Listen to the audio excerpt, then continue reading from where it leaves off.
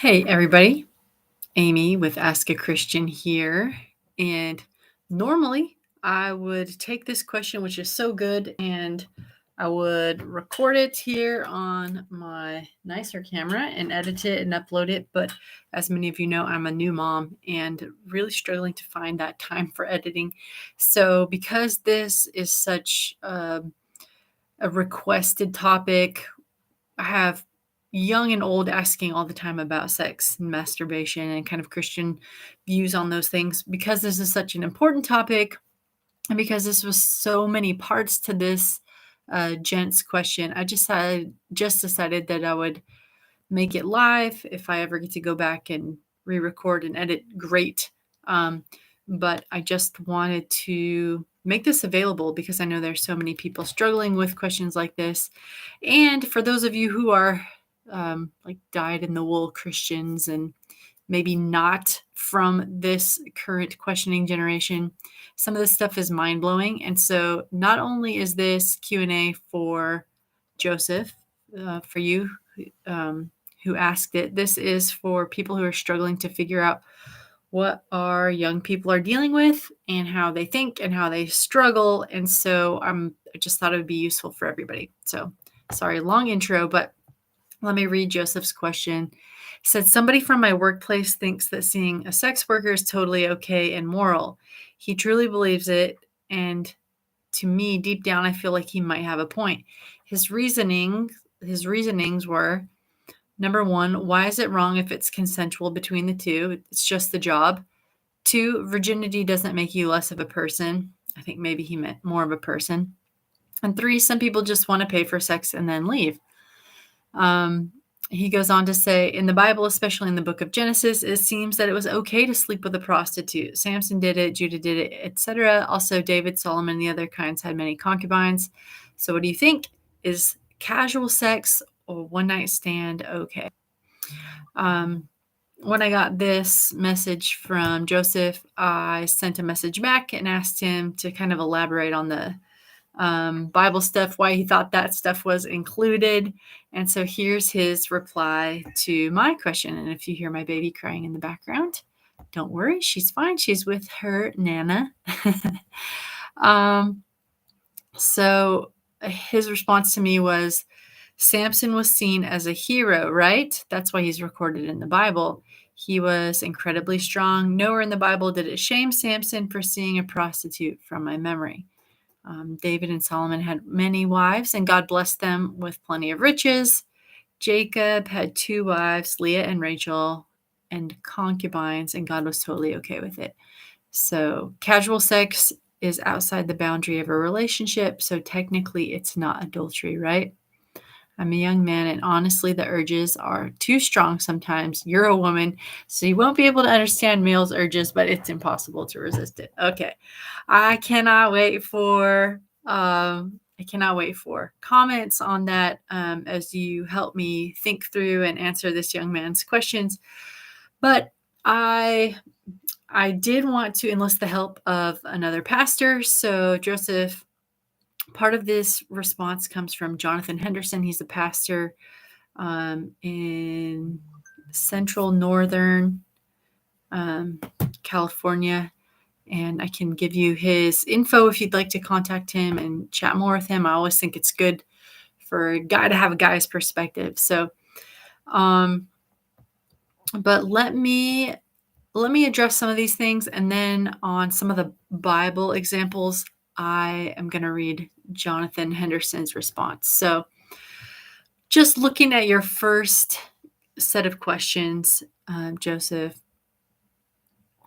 about your coworker. By the way, I love that you're engaged in this topic, in this discussion.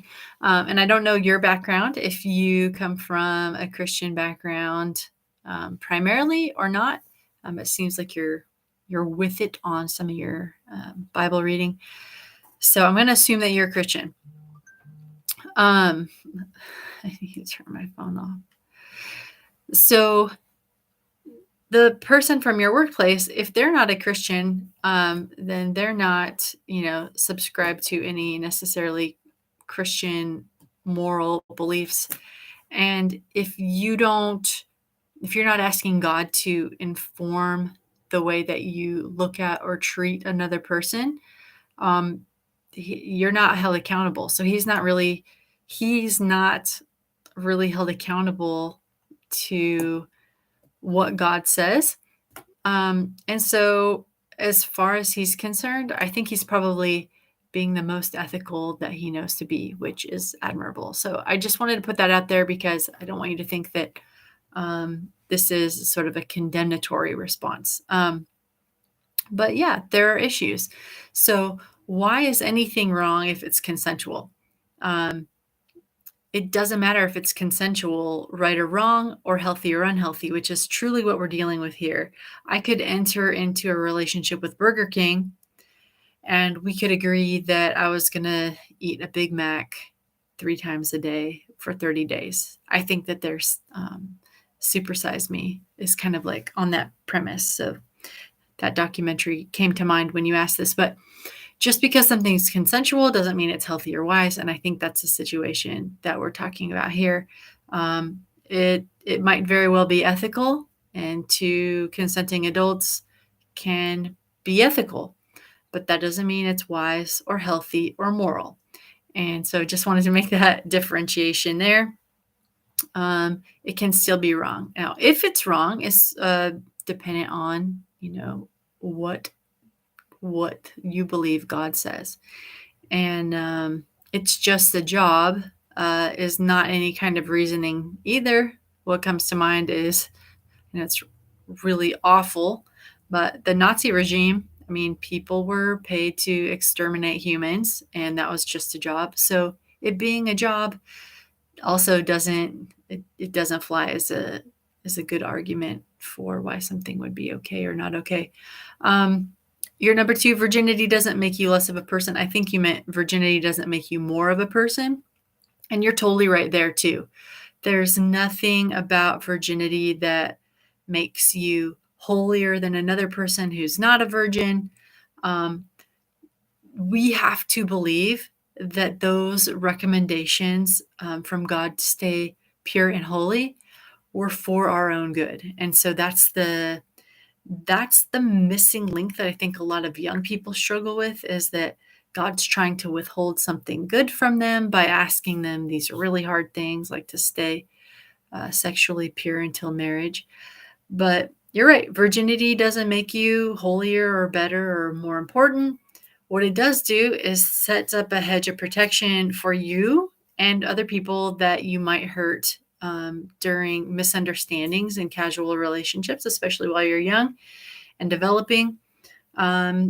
It also, we have an issue of STIs and STDs, and virginity protects you from that. Of course, there are plenty of other ways to get hurt, and there's, you can do a lot of things and still consider yourself a virgin, but the whole point of God's request for humanity to remain pure until marriage is to protect us, to protect our hearts and our bodies, and to help us to experience more pleasure once we're in a stable and monogamous relationship. I mean, it's all for humanity's good.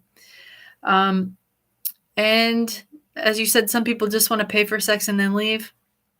Also not a great argument. Some people just want to hire a hitman, and then have it done away with. Just because we want something doesn't make it a great argument, is all I'm saying. I know that was pretty extreme, but yeah, just because you want to do something with no strings attached, again, doesn't make it wise or healthy or the best option. And we'll talk about why in a little bit.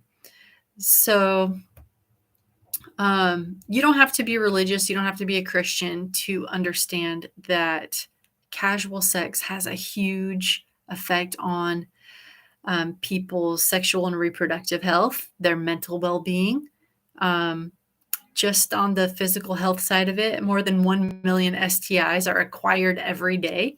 And if you look up the facts from the World Health Organization, it's not just that there are more and more infections every day. It's like there are literally more diseases. When they first started measuring this stuff, I don't know, in the 40s or whatever, there were just a few known sexually transmitted diseases. It's like those, I guess, those big five that everybody's familiar with. It's chlamydia and gonorrhea and syphilis. But there are more and more. There are new ones that come out every so often. I think monkeypox was our most recent one. And so you don't need to have any sort of belief in God or anything just to realize that casual sex has a serious impact on not just individuals but kind of world health. And I think that's alone enough of an argument to check yourself and pay attention to who your partners are and act ethically that way. But obviously want to talk more about it from a Christian perspective, since I believe you are a Christian, and cited some examples. Let's talk about some of those biblical things that you brought up. Number one, I want to make sure that you know what a concubine is. It sounds to me like you think that concubine is more casual than it is, but a concubine is actually a wife with wife kinds of rights. Now, the child of a concubine cannot or doesn't necessarily inherit property or rights from its father. I think that's the difference. But there is a pledge to care for the concubine and the concubine's offspring. That's kind of inherent in that. And I want to make sure you know that, because that's definitely not casual. It's not people just picking up an extra girl on the side.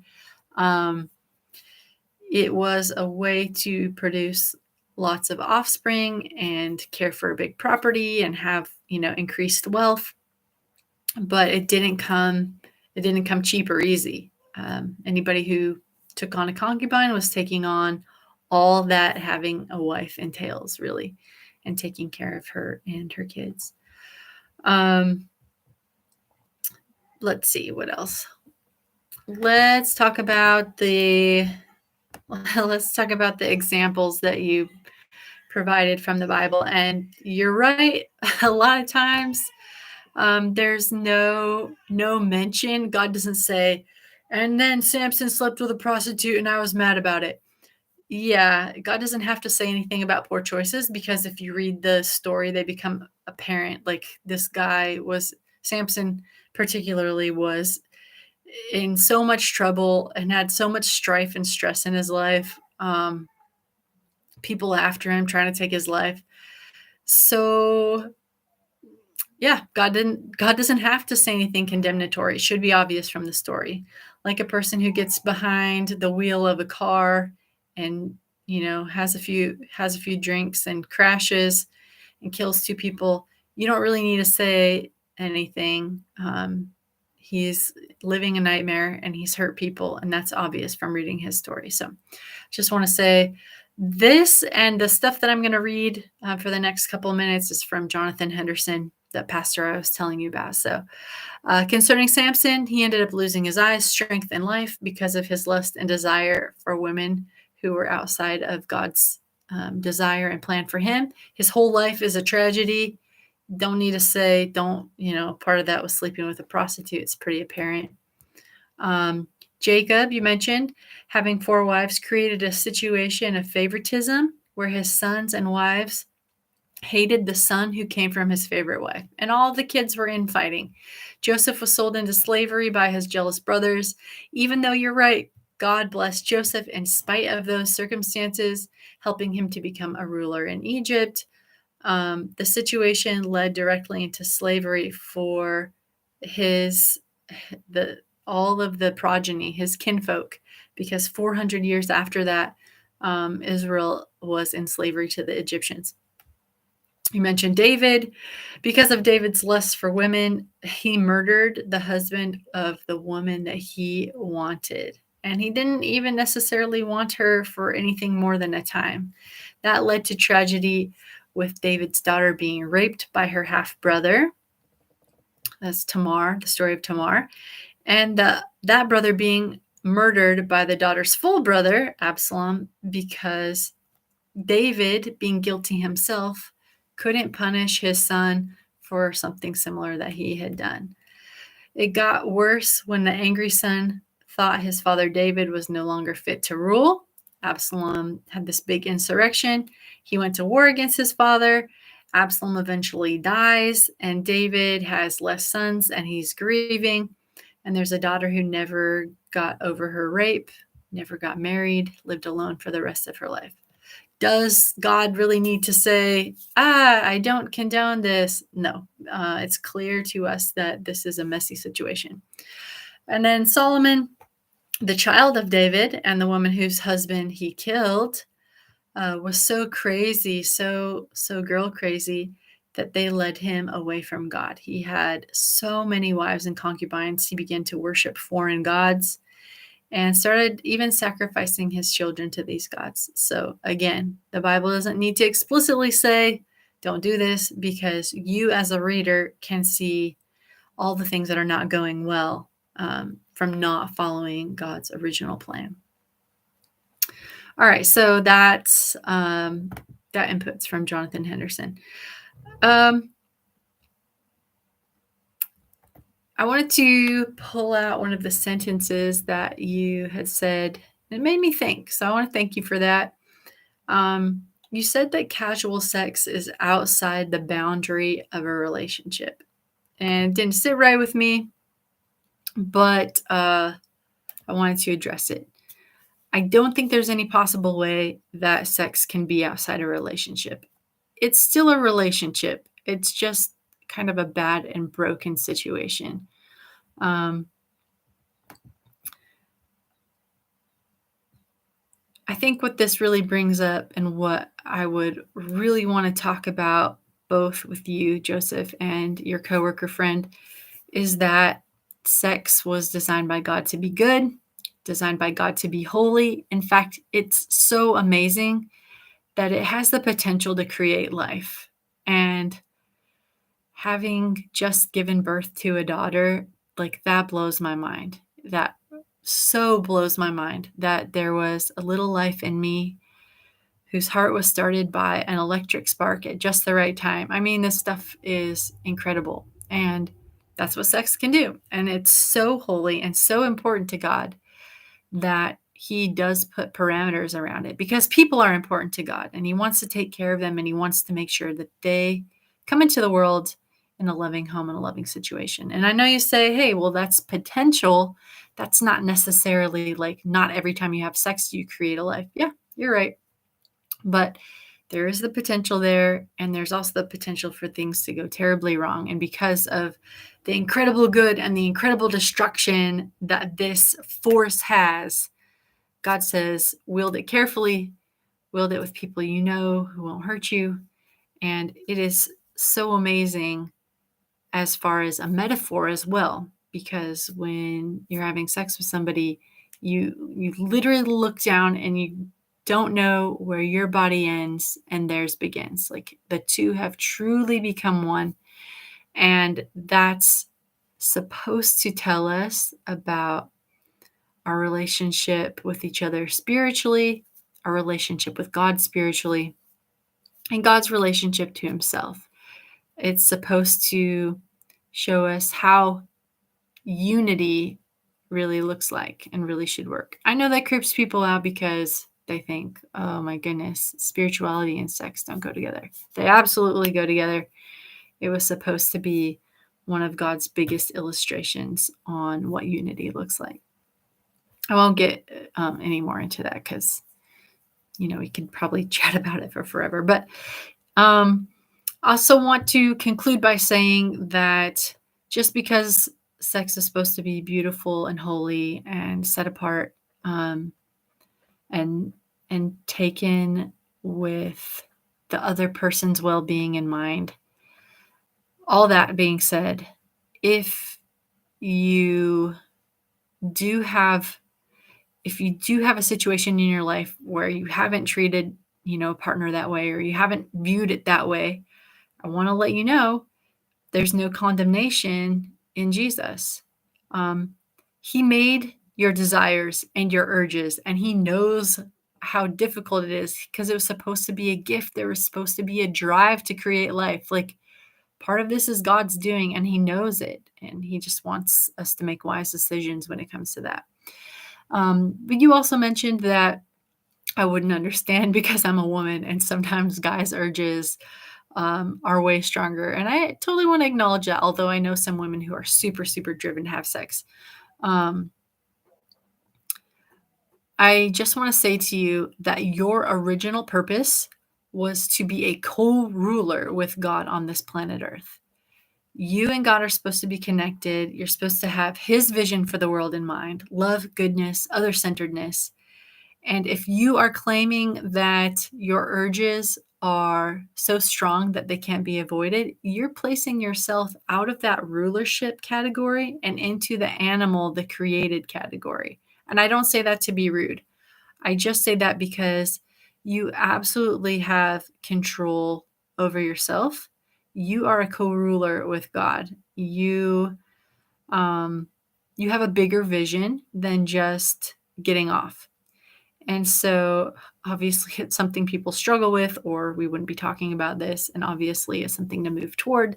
But use that energy when, Joseph, when you are having those desires and urges, talk to God about them, thank him for them, and ask him to start showing you your forever mate. Like, tell him that you want to live up to a standard that he's made clear, and ask him, and then use that energy to make yourself into the kind of person that a woman is going to be very excited to marry and have sex with and just do the whole life thing together. So that's my word, that's my advice, that's my rebuttal. Hope I really don't say any of this stuff to offend you. I just want you to know this is serious, it's beautiful, and having casual sex just takes away from God's purpose and plan for you, for your spouse, for the world. And again, if you've already done it or you're struggling with it, then talk to him, talk to an understanding pastor or adult, and like start looking for a spouse. I think we've kind of pushed marriage into the late 20s, 30s for me. I got married when I was 40, so I understand that drive being stretched out later and later. And I don't think that's the way it should be. I really do think that God probably wants us to get married a little bit earlier, not struggle so much. But we've got to be looking for the right person. Anyway, thanks for hanging out with me, Joseph, and whoever else. I see Lefab came on to say hey. Anyway, it was good hanging out. I know there's tons of questions surrounding this. If you're a guy, I want to hook you up with a guy pastor to talk to and study and gain some strength from. And if you're a girl, I'm happy to study and hang out with you. So let me know. You know where to get a hold of me. It's askachristianfriend@gmail.com, and we can talk about anything. Absolutely everything's on the table. So just letting you know, again, no judgment, no fear, just trying to follow God here and love people in the best way possible. And I do believe that means casual sex is off the table because it runs a risk of hurting ourselves and those that we would care about.